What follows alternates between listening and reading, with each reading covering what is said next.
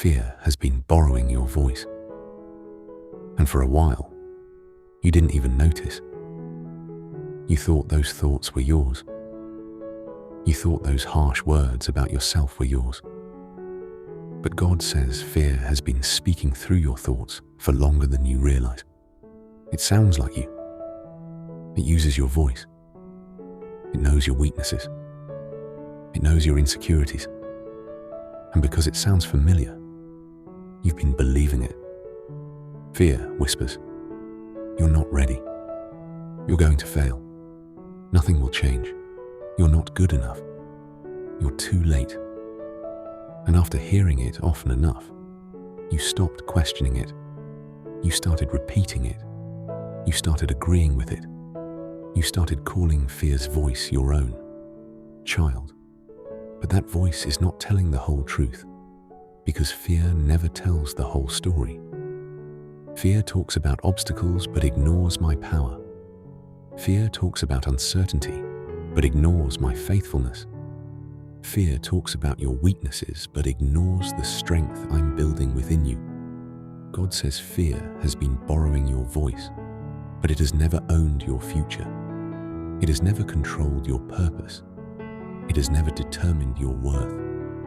Think about how many times you've spoken defeat over yourself before the battle even began. How many opportunities you doubted. How many doors you assumed would stay closed. How many dreams you talked yourself out of.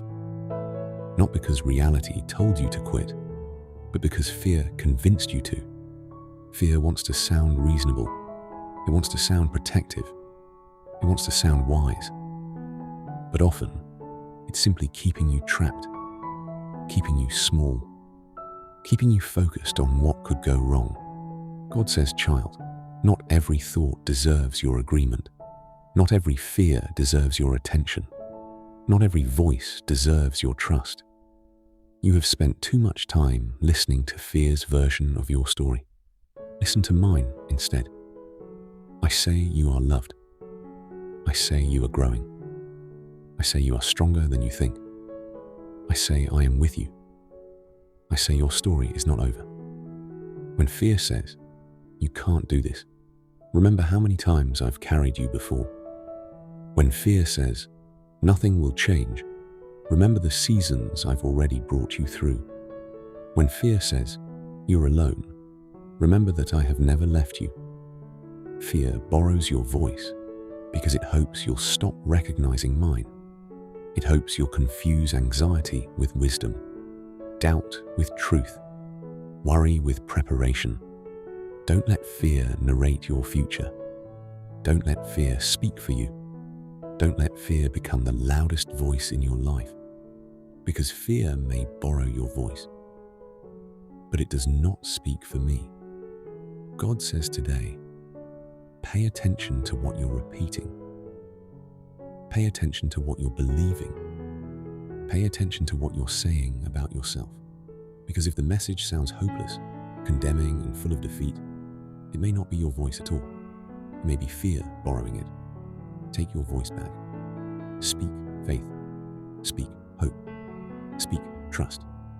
Speak truth. And remember this: fear may be loud, but it is not in charge. I am. If you're choosing God's voice over fear's voice, type, I choose faith over fear in the comments. If this message helped you recognize fear's influence and reconnect with God's truth, consider sending a super thanks.